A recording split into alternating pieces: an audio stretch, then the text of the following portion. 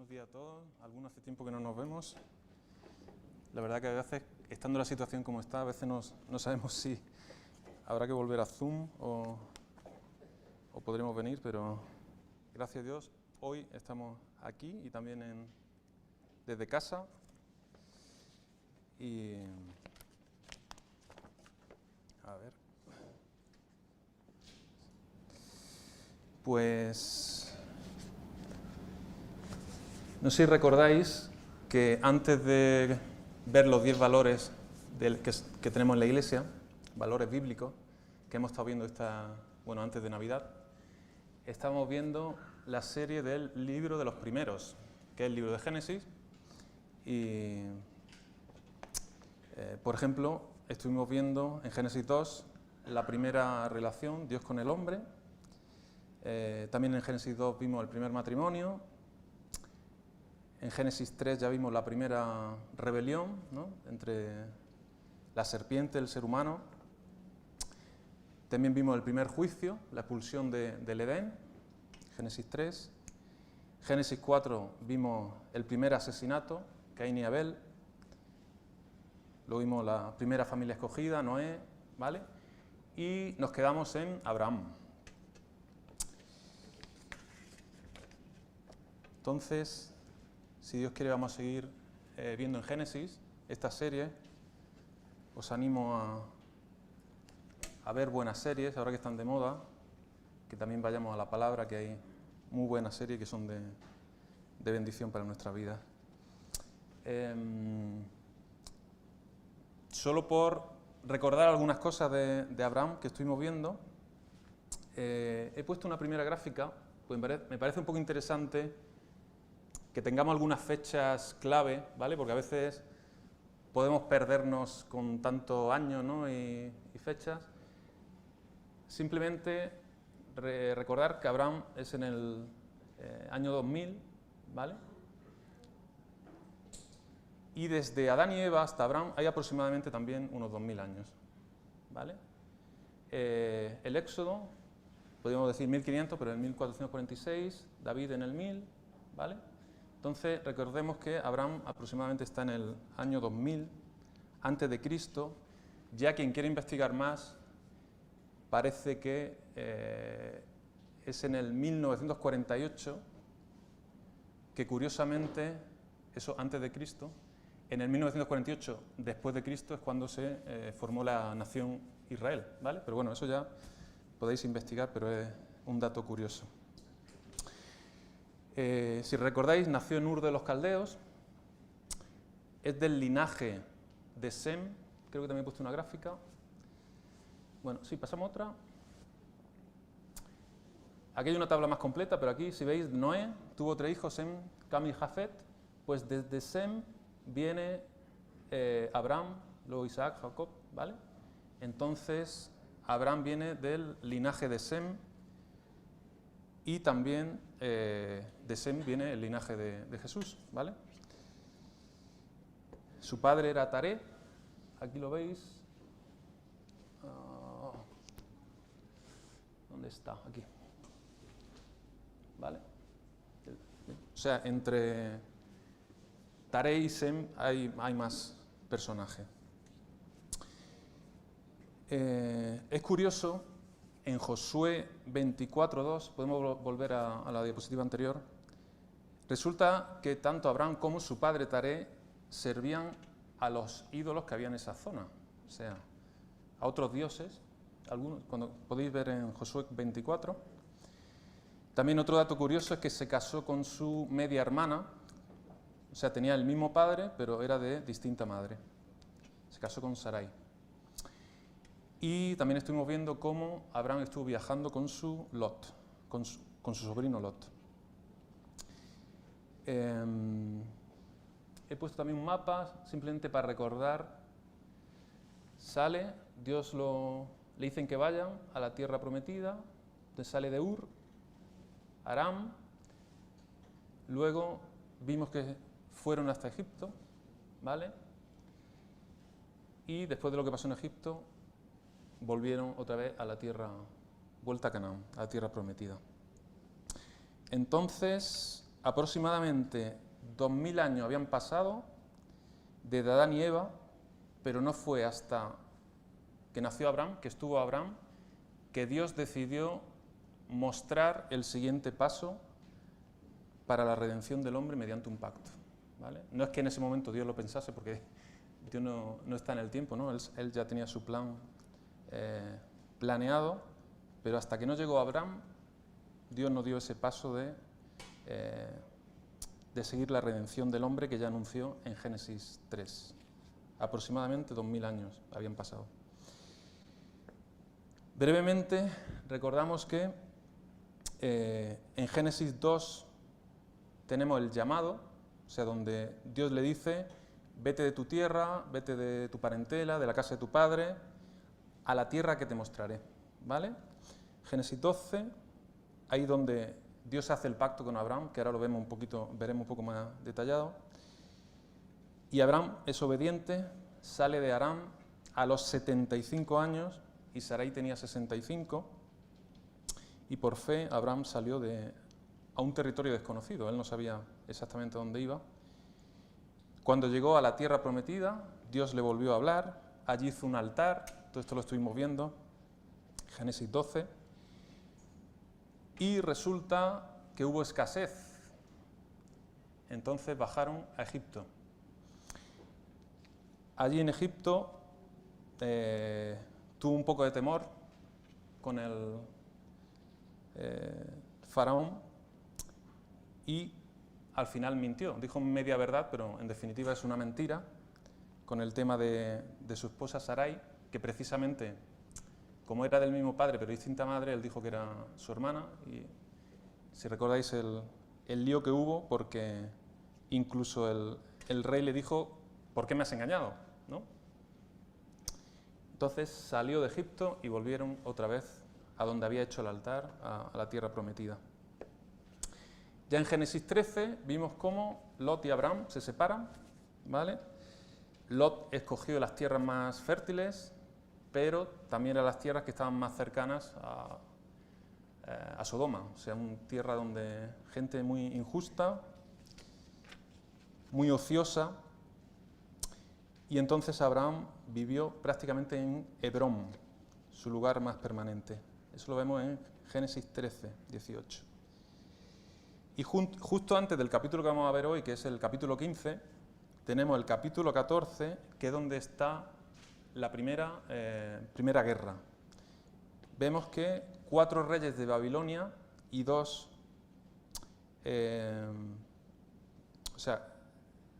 reyes de Babilonia contra 5 reyes de Canaán le atacaron,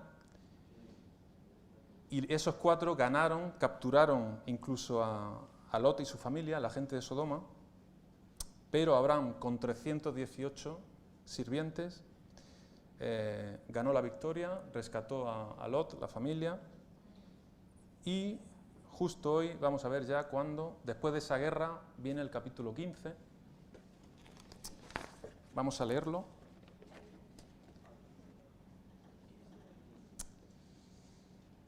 Capítulo 15, aquí he escogido la Reina Valera 60. Dice: después de estas cosas vino la palabra de Jehová a Abraham en visión diciendo: no temas, Abraham, yo soy tu escudo y tu galardón será sobremanera grande.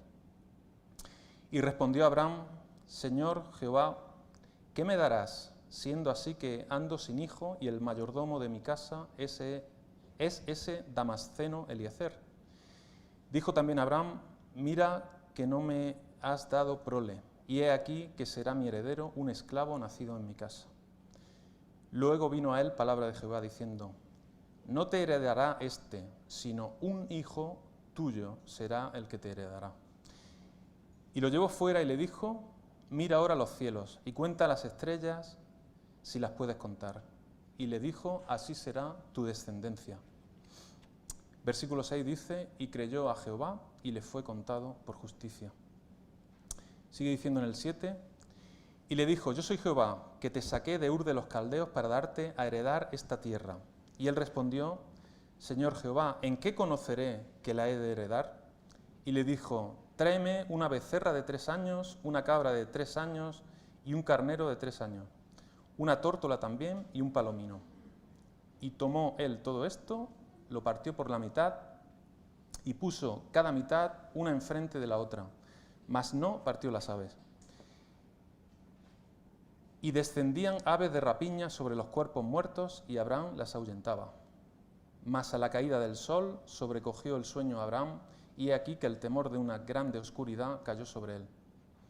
Versículo 13 dice: Entonces Jehová dijo a Abraham: Ten por cierto que tu descendencia morará en tierra ajena, y será esclava allí, y será oprimida 400 años.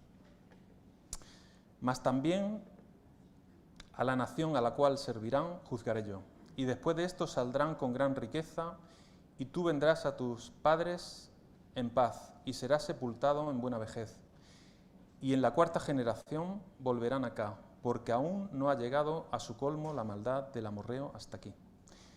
Y sucedió que puesto el sol y ya oscurecido, se veía un horno humeando y una antorcha de fuego que pasaba por entre los animales divididos. Versículo 18. Y en aquel día hizo Jehová un pacto con Abraham, diciendo: A tu descendencia daré esta tierra desde el río de Egipto hasta el río grande, el río Éufrates.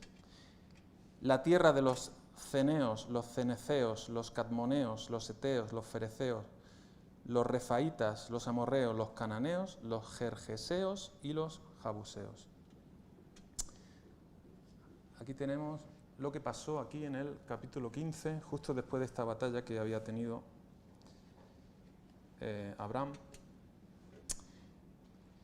Y vamos a recordar por un momento cuál fue el pacto en Génesis 12 que Dios hizo a Abraham. Vemos en el versículo 1 donde está el llamado. ¿A qué lo llama Dios a Abraham? Dice: vete de tu tierra, de tu parentela, de tus parientes, de la casa de tu padre, a la tierra que te mostraré. Esto es a lo que le llamó. Y ahora, en los versículos 2 y 3, vemos cuál fue el pacto. O sea, qué promesas le hizo Dios a Abraham. Dice: y haré, ¿vale? Yo haré de ti una gran nación. También dice: te bendeciré, engrandeceré tu nombre y serás bendición. Versículo 3 sigue diciendo: bendeciré a los que te bendijeren y a los que te maldijeren maldeciré. Y serán benditas en ti todas las naciones de la tierra. Realmente esta promesa es una extensión de la promesa que ya hizo Dios a Adán, cuando hablaba de la simiente. Abraham va continuando esa simiente. Y si recordáis, creo que fue David que nos habló sobre el pacto, los pactos, y no sé si recordáis que hay dos tipos de pactos: pacto condicional y pacto incondicional. Y creo que es interesante que los diferenciemos. Por ejemplo, un pacto condicional fue el pacto mosaico, el pacto con Moisés, podéis verlo en Éxodo 19, donde Dios hacía un pacto entre él y el pueblo de Israel, allí en el monte Sinaí, y en el momento del pacto Dios recordó al pueblo la obligación de ser obediente a su ley. Y por otro lado, el pueblo aceptó ese pacto y dijo: todo lo que Jehová ha dicho, haremos, en Éxodo 19:8.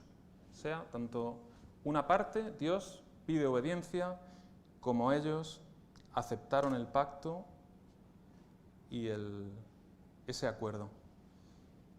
Entonces, si Israel era obediente, Dios los bendecía, pero si desobedecían, entonces Dios los castigaba.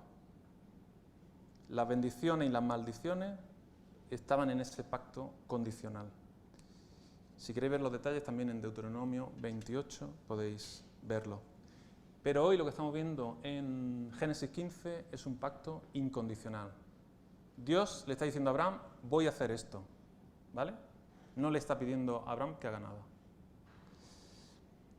Un acuerdo entre dos partes, pero solamente una de ellas, en este caso Dios, es el que va a hacer algo por Abraham y por su descendencia. Y vemos en el pacto creo que hay otra diapositiva, que Dios le estaba prometiendo 3 cosas a Abraham. Una tierra, Génesis 12:1, lo llamó de Ur de los Caldeos para la tierra que le iba a dar, que él no sabía. En Génesis 13 se lo vuelve a recordar, que le va a dar una tierra. Y ya en el capítulo 15 ahora, si recordáis, al final del capítulo hemos visto la tierra de este pueblo, este pueblo, este pueblo. O sea, ya le está dando muchos más detalles de lo que le iba a dar. La verdad, creo que fue un respiro para Abraham ya poder conocer con más detalle aquello que Dios le había prometido.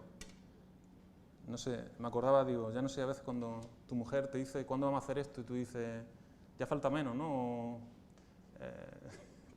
Pronto, ¿no? Pero no dices cuándo.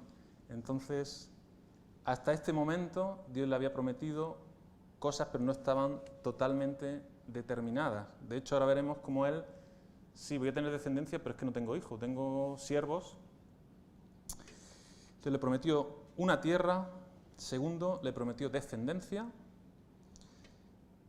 De hecho, le dijo que iba a ser una gran nación, pero ya tenía 75 años y Sarai era estéril. Y tercera cosa, le promete bendición, incluso redención. En Génesis 12:3, Dios prometió bendecir a Abraham y a la familia de la tierra a través de él.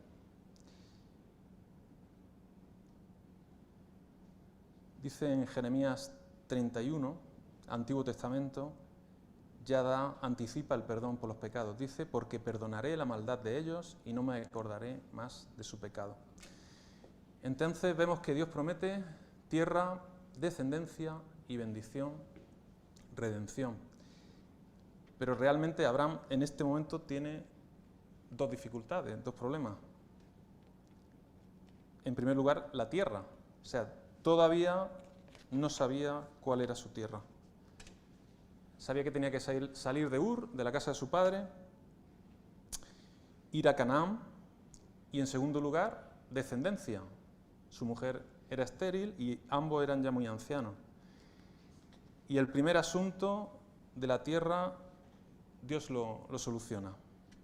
Dice en el 12:7, Génesis 12, apareció Jehová a Abraham y le dijo, a tu descendencia daré esta tierra.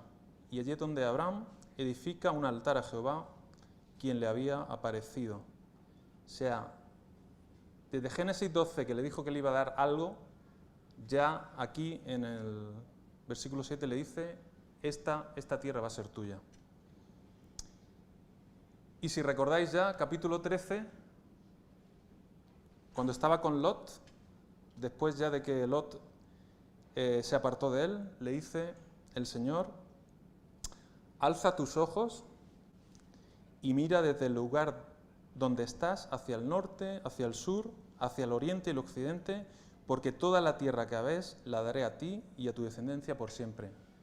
Ya iba concretando un poco más cuál iba a ser la tierra. Entonces, vemos que el primer problema que tenía Abraham de cuál iba a ser su tierra ya prácticamente estaba despejado y solucionado. Y el segundo tema es la simiente. Ya en Génesis 13 le dijo, y haré tu descendencia como el polvo de la tierra, que si alguno puede contar el polvo de la tierra, también tu descendencia será contada. O sea, ya allí le dijo que iba a ser muchedumbre, ¿no? Que iba a tener una progenie muy numerosa, pero Abraham estuvo esperando un montón de años y de momento nada había sucedido. Sara seguía sin tener hijos, habían pasado muchos años y solo tenían sirvientes, esclavos, y si fallecían sin heredero, alguno, el jefe de los sirvientes sería el heredero. Por lo que ya en Génesis 15 Dios también le concreta y le dice, hemos leído, no te heredará se estaba refiriendo a Eleazar, sino un hijo tuyo. Vemos cómo en este capítulo 15 ya el Señor, Dios, le da los detalles de esa promesa. No sé si os parece curioso, si vamos al versículo 1 del capítulo 15, cómo Dios le dice, no temas. Viendo el pasaje, justo me acordé que estuvimos viendo, ¿no?, de María, en Belén, ¿no?, como también, no temas. Entonces, ya en predicaciones pasadas vimos que Abraham es el padre de la fe, es un gran ejemplo, pero también es una persona humana, ¿vale? Entonces, yo creo que también cómo le habla Dios aquí es porque está viendo ciertas cosas en él, si no, no tendría por qué decirle estas palabras, ¿no? Incluso cuando él bajó a Egipto, tenía escasez de recursos, tenía temor, por eso fue a Egipto. Cuando mintió al faraón también tenía temor. Vamos a decir que eres mi hermana para que no me maten. Y entonces, justo en este momento, Dios lo tranquiliza con estas palabras. Le dice, no temas, Abraham. Le dice, yo soy tu escudo. Si recordáis, capítulo 14, viene de una batalla. Lo mismo también tenía temor a que esos pueblos viniesen con venganza, ¿vale? No lo sabemos, pero aquí le dice, yo soy tu escudo. Si alguien viene, yo te protejo.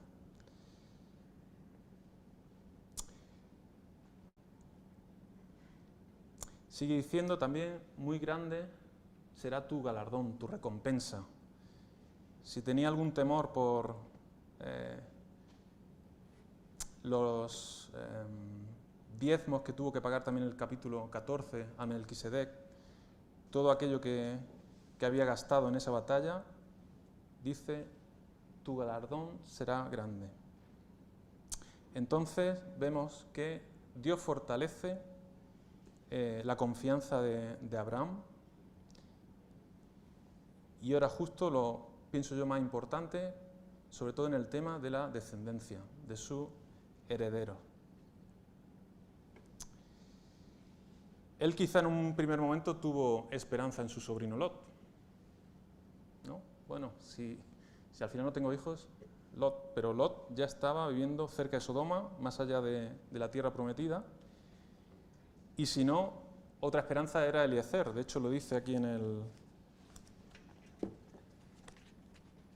el texto de Génesis 15.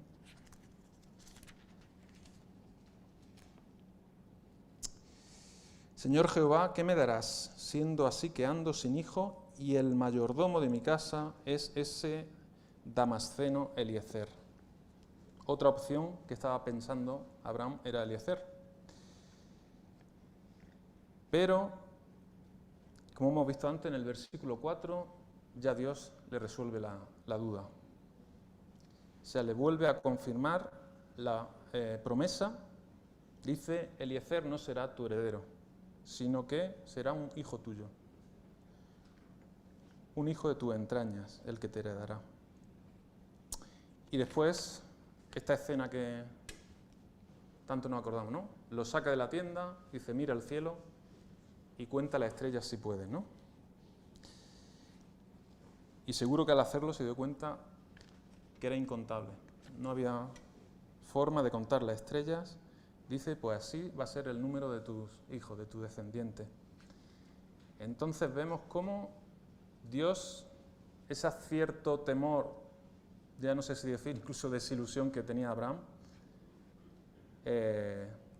lo calmó. Dijo, yo soy tu escudo, soy tu galardón, y creo que no debemos tener miedo,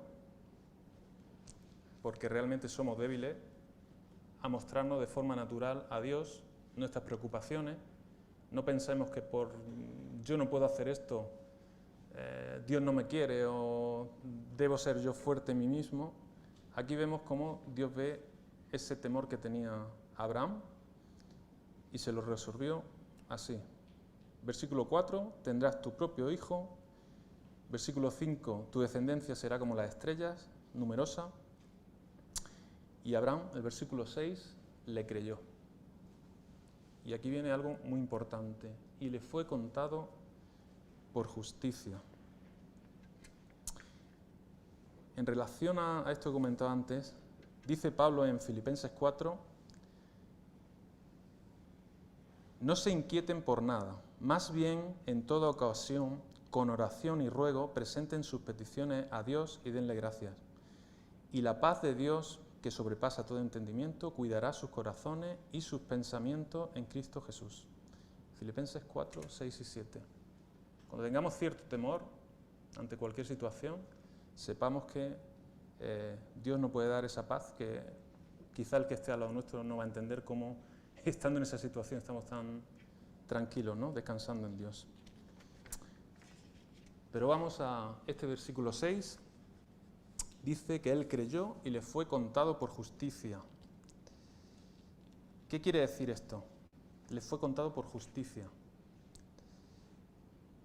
Vemos como una justificación, ¿no? ¿Qué es una justificación? Ahora están de moda los justificantes, ¿no? Creo que Aarón le hizo a alguien para poder venir a la obra y incluso algunos, ¿no? Para salir del instituto tienen que llevar el justificante del médico y son documentos para justificar, pues, falta de asistencia o si te vas a mover por algún sitio confinado, ¿no? Pues tiene un justificante para que la autoridad, la policía, quien sea, lo sepa y te vea que es justo lo que estás haciendo porque alguien te ha autorizado, ¿no? Entonces, en pocas palabras, dice, creyó y le fue contado por justicia. Creyó y Dios lo aceptó como justo. Dice en otras versiones, la Biblia de la América, se lo reconoció por justicia, NVI, se lo reconoció como justicia, y la Nueva Traducción Viviente dice, lo consideró justo debido a su fe. Esto quiere decir que el hombre pecador fue hecho justo ante los ojos del juez justo. Este hombre pecador fue hecho justo ante los ojos del juez justo. Pero entonces, ¿cómo funciona la justificación con Dios? ¿Es Dios el que declara si uno es justo, aquellos que son buenos, o yo te declaro justo porque eres bueno? No, muy bien. Es más bien a aquellos que saben que no son buenos, se arrepienten y creen en Cristo. Son aquellos los que Dios hace justos. Los que reciben la paga de alguien que murió. Exactamente. Dice en 2 Corintios 5, 21, pues Dios hizo que Cristo, quien nunca pecó, fuera la ofrenda por nuestro pecado, para que nosotros pudiéramos estar en una relación correcta con Dios por medio de Cristo. Y creo que el versículo más conocido donde podemos ver el tema de la justificación, creo que a todos sonará Romanos 3:23. Vamos a ver en la versión Nueva Traducción Viviente del 22, solo porque es un poquito más fluida para que podamos captar bien lo que está diciendo. Dice, Dios nos hace justos a sus ojos cuando ponemos nuestra fe en Jesucristo. Y eso es verdad para todo el que cree, sea quien fuere. Pues todos hemos pecado, nadie puede alcanzar la meta gloriosa establecida por Dios. Sin embargo, en su gracia, Dios gratuitamente nos hace justos a sus ojos por medio de Cristo Jesús, quien nos liberó del castigo de nuestros pecados. Pues Dios ofreció a Jesús como el sacrificio por el pecado. Las personas son declaradas justas al ojo de Dios cuando creen que Jesús sacrificó su vida al derramar su sangre. Entonces vemos que somos justificados, somos declarados justos en el momento de nuestra salvación. Pero realmente esa justificación no nos hace justos, sino que nos declara justos. Es ahí donde empieza nuestra santificación. Dios trabajando en nosotros para que cada vez seamos más como su Hijo. como hemos dicho, es el sacrificio de Cristo el que cubre nuestro pecado. Entonces Dios ve a través de, nos ve a través de Él y nos ve perfectos sin culpa, pero solo a través de Jesús. Realmente el sacrificio de Cristo es el que satisface la demanda que Dios tiene. Hemos cantado al principio, ¿no? Eres santo. Dios no puede tener cerca algo injusto, algo desordenado. Entonces, por eso vino su Hijo, para cumplir la ley. También en Romanos 5, 18, dice: así es, un solo pecado de Adán trae condenación para todos, pero un solo acto de justicia de Cristo trae una relación correcta con Dios y vida nueva para todos. Por uno solo que desobedeció a Dios, muchos pasaron a ser pecadores, pero por uno solo que obedeció a Dios, muchos serán declarados justos. Entonces, gracias a esta justificación, a que somos declarados justos, podemos tener paz con Dios y relación con Dios. Incluso, no solo esto, el poder tener esa relación con Dios, esa paz, el ser declarados justos, también nos da seguridad de nuestra salvación. No depende de nosotros, sino de Él. Y como he dicho antes, ahí donde se inicia el proceso de santificación, donde Dios va haciendo en nosotros que eso que somos declarados se vaya haciendo una realidad en nuestra vida.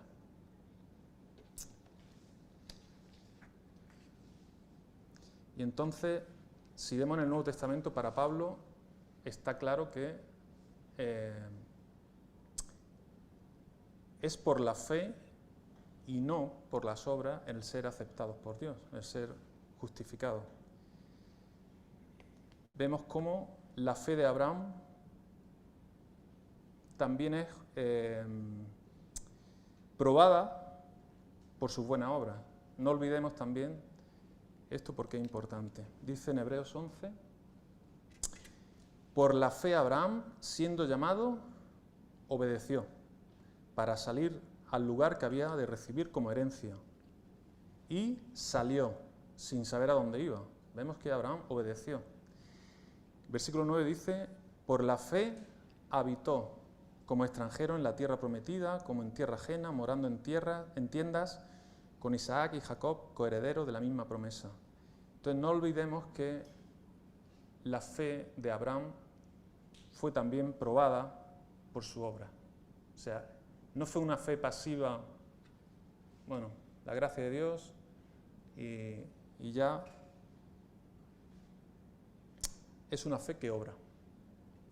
Si recordáis, creo que tengo también Santiago 2 dice: pero alguno dirá, tú tienes fe y yo tengo obras. Muéstrame tu fe sin tus obras y yo te mostraré mi fe por mis obras. En el versículo 20 dice: mas ¿quieres saber, hombre vano, que la fe sin obras es muerta?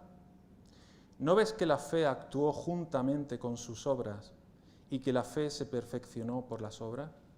Y se cumplió la escritura que dice: Abraham creyó a Dios y le fue contado por justicia, incluso fue llamado amigo de Dios.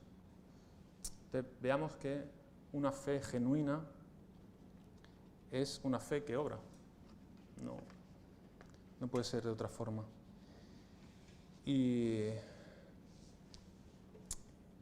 es un tema importante porque cada religión, prácticamente cualquiera que estudies, está el hombre intentando, ¿no? Ritos y obras para contentar a Dios, para llegar a Dios, y esto desde religiones que a lo mejor nos parece muy apartadas o poco tecnológicas o indígenas, desde ahí hasta las más modernas que hay ahora, intentan buscar algo por encima y ver cómo agradarlo, cómo hacer su camino para llegar a Dios, porque el ser humano necesita algo que adorar, ¿no? Pero es con la justificación donde Dios no solo perdona nuestros pecados, sino que nos aplica esa justicia de Cristo. Cristo fue justo, cumplió la ley, y eso nos lo aplica a nosotros. Pensando un poco en el justificante, ¿no?, que os dije antes, es como si Jesús en su justificante pone nuestro nombre. No, ya puedes. O no sé si también acreditación, ¿no? A veces nos suena la palabra. Él nos da su acreditación. La justicia de Cristo nos la aplica a nosotros. Entonces, esto no es por nuestra obra. Podemos ver en Efesios, Tito, que es por Cristo.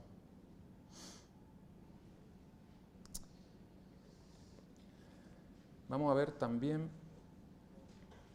qué provoca el ser justificado. ¿Qué importancia tiene esto?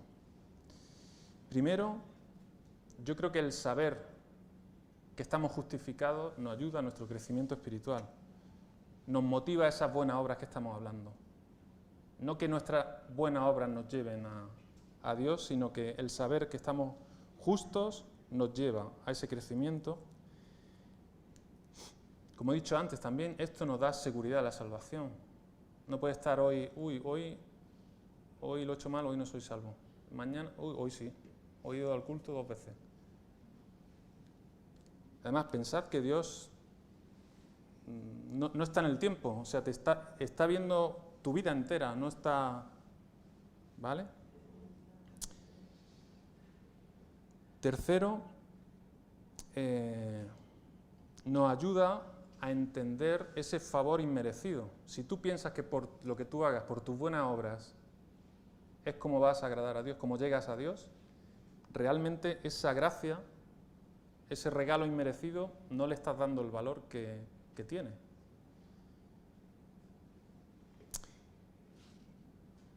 Incluso, yo creo que ver esta justificación por la fe nos ayuda a mantener esa pura fidelidad a Cristo. O sea, nos quita la mentira de que por nuestros esfuerzos podemos ganar el cielo. No hay ningún ritual, ninguna cosa que podamos hacer, ningún sacrificio que nos pueda hacer dignos de recibir esa justicia de Cristo. Fue un regalo. Y entonces, ese agradecimiento que debemos tener, yo creo que nos debe llevar a esa pura fidelidad y esa adoración tan fuerte porque tenemos algo que no merecemos. Es una gracia, es un regalo inmerecido. Y no sé si alguno tiene duda de, bueno, pero ¿en el Antiguo Testamento era distinto que en el Nuevo o cómo funciona la salvación? En la Biblia el Evangelio es siempre el mismo, el camino de salvación es el mismo por la fe. Entonces, tanto en el Antiguo Testamento como en el Nuevo, incluso en Habacuc 2:4 dice, el justo por la fe vivirá. Y eso mismo lo tenemos en Romanos, en Gálatas, en Hebreos, Antiguo y Nuevo Testamento. En el Antiguo Testamento era fe en el que había de venir, en la promesa, el Mesías. Y ahora miramos atrás. ¿Quién vino? ¿Quién murió? ¿Quién resucitó? Ese que debía venir ya vino. Entonces no hay otra manera. Incluso, todos acordáis de Hechos 4:12, ¿no? Y en ningún otro hay salvación, pues en el versículo 11 dice, este Jesús, la piedra reprobada por vosotros los edificadores, la cual ha venido a ser cabeza del ángulo. Ese versículo está haciendo referencia a Salmos. Salmo 118. O sea, veamos cómo tanto antiguo como nuevo está haciendo referencia a Jesús. La fe en Jesús, en el que había de venir, o en nuestro caso, en el que ya vino. Vamos a volver al texto, versículo 7. Dice, y le dijo, yo soy Jehová que te saqué de Ur de los Caldeos para darte a heredar esta tierra. Y él respondió, Señor Jehová, ¿en qué conoceré que la he de heredar? Yo creo que este es otro detalle que veamos que la Biblia presenta a los personajes naturales, reales. O sea, aquí no está presentando un héroe de tebeo, donde no tiene duda, no necesita confirmar nada. Aquí tenemos a Abraham pidiendo una reafirmación de lo que Dios le está diciendo. ¿Cómo sabré yo eso? ¿En qué conoceré que la he de heredar? Dame más detalles, ¿no?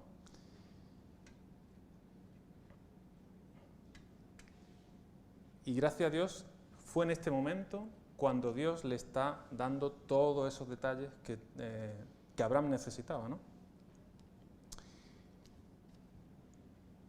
Y tengamos esto en cuenta porque, como dice en 2 de Pedro, a veces las promesas pueden tardar. Dice en 2 de Pedro 3, mas, oh amados, no ignoréis esto, que con el Señor un día es como 1000 años, y 1000 años como un día.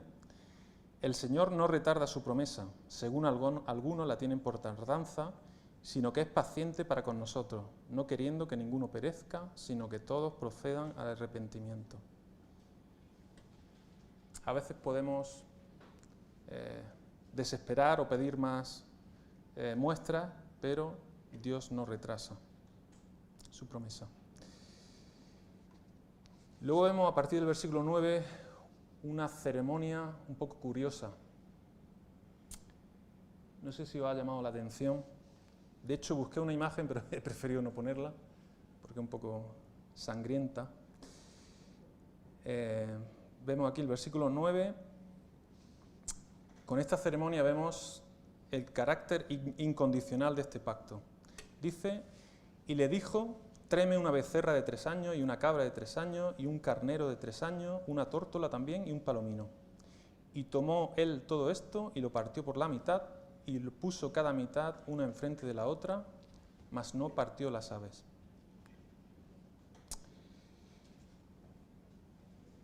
La palabra hebrea para pacto parece ser que es berit, que es como partir, como cortar, y de acuerdo con la costumbre en el Antiguo Testamento, después de concretar un acuerdo, de hacer un pacto, ambas partes dividían los animales sacrificados desde la cabeza hasta la cola en 2 mitades y las ponían una enfrente de otra, con lo cual la sangre venía al centro, ¿vale? Y esto era algo simbólico, dando testimonio de dar en fianza sus propias vidas, como si eso mismo, en el caso de no respetar ese pacto, eso mismo le ocurriese a ellos. Y creo que no lo tengo ahí. Os voy a leer un ejemplo de esto, está en Jeremías 34. Aquí resulta que Jeremías recibió mensaje del Señor para el rey de que no tuviesen esclavos del propio pueblo de Israel. Hicieron este pacto, acordaron esto y resulta que al poco tiempo, ya no sé, es que les tocaba fregar los platos, dijeron no, los esclavos que vuelvan a su sitio. Y dice en el versículo 18, y entregaré a los hombres que traspasaron mi pacto, que no han llevado a efecto las palabras del pacto que celebraron en mi presencia, dividiendo en 2 partes el becerro y pasando por medio de ellas. A los príncipes de Judá y a los príncipes de Jerusalén, a los oficiales y a los sacerdotes y a todo el pueblo de la tierra, que pasaron entre las partes del becerro, los entregaré en mano de sus enemigos y en mano de los que buscan su vida, y sus cuerpos muertos serán comida de las aves del cielo y de las bestias de la tierra. Vemos como aquí hicieron esta ceremonia, ese pacto, pasaron todos, príncipes, sacerdotes, todo el pueblo por medio, confirmando ese pacto, pero luego no lo respetaron. Y aquí es donde Jeremías dice qué es lo que iba a pasar. Pero en Génesis 15 tenemos esa misma ceremonia, con la becerra, carnero, todo partido en mitad y puesto, pero hay algo especial. Habla de un horno humeando, una antorcha de fuego. No sé si eso recuerda algo en el pueblo de Israel, guiado, el tabernáculo también, esa nube. Solo la antorcha y el horno humeando es los que pasaban por entre las mitades de estos animales. Y estos representaban a Dios. O sea, Abraham no tuvo que pasar por ahí. Es un pacto incondicional porque el cumplimiento recayó únicamente en Dios. Y Abraham quedó dormido y realmente fue un espectador de la sublime gracia de Dios, donde fue Dios quien pasó por mitad de esas dos, de ese sacrificio, de ese pacto, de esa ceremonia. Entonces vemos aquí este pacto, y al igual que con el pacto que Dios tuvo con Noé, el nuevo pacto también, el Nuevo Testamento, hubo una señal de ese pacto. Con Noé fue el arco iris. En el nuevo pacto sabemos que es el pan y el vino. Pues en este pacto, que ya veremos capítulos más siguientes, no sé, en el capítulo 17, está la circuncisión, ¿vale? Esa sería la señal de este pacto que tuvo Dios con Abraham.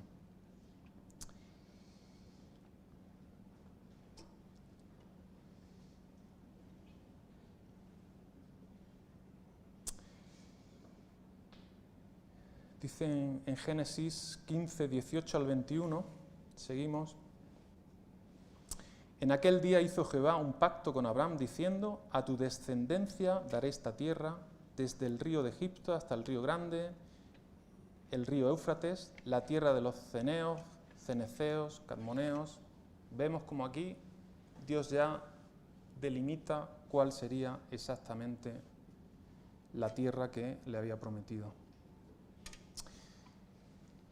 Y ya no sé si alguien está preguntando qué tiene que ver esto con nosotros, pero tiene mucho, mucho que ver, porque realmente los creyentes en Cristo somos como hijos de Abraham. Dice en Gálatas 3, dice: del mismo modo, Abraham le creyó a Dios y Dios le consideró justo debido a su fe. Así que los verdaderos hijos de Abraham son los que ponen su fe en Dios. Eso dice en Gálatas 3:6. Versículo 8 dice: es más, las Escrituras previeron este tiempo en el que Dios haría justo a sus ojos a los gentiles por causa de su fe. Dios anunció esa buena noticia a Abraham hace tiempo, cuando le dijo: todas las naciones serán bendecidas por medio de ti. Así que todos los que ponen su fe en Cristo participan de la misma bendición que recibió Abraham por causa de su fe. Un poquito más adelante, en el 14, dice: mediante Cristo Jesús, Dios bendijo a los gentiles, los que no son judíos, con la misma bendición que le prometió a Abraham, a fin de que los creyentes pudiéramos recibir, por medio de la fe, el Espíritu Santo prometido. Vemos esa relación que tenemos con aquello que pasó con Abraham. Dice: los verdaderos hijos de Abraham son los que ponen su fe en Dios.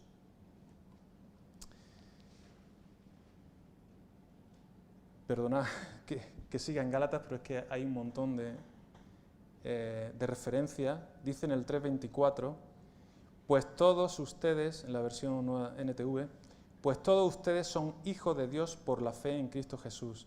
Y todos los que fueron unidos a Cristo en el bautismo se han puesto a Cristo como si se pusieran ropa nueva. Ya no hay judío ni gentil, esclavo ni libre, hombre ni mujer, porque todos ustedes son uno en Cristo Jesús. Y ahora que pertenecen a Cristo, son verdaderos hijos de Abraham, hijos de la promesa. Son sus herederos y la promesa de Dios a Abraham les pertenece a ustedes. Entonces, debemos recordar que las promesas que Dios le dio a Abraham se cumplen por medio de la fe a Abraham y sus descendientes. Entonces los verdaderos, hemos estado viendo, los verdaderos descendientes de Abraham son los que tienen fe y van a heredar esas promesas que Dios le hizo a Abraham. Dijo que iba a bendecirlo, a nosotros nos está bendiciendo y nos va a bendecir. Entonces, estoy terminando.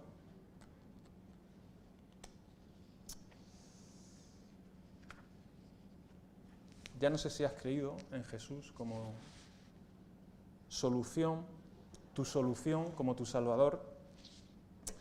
Y si es así, ya sabes que estás justificado, tienes ese justificante, eres salvo y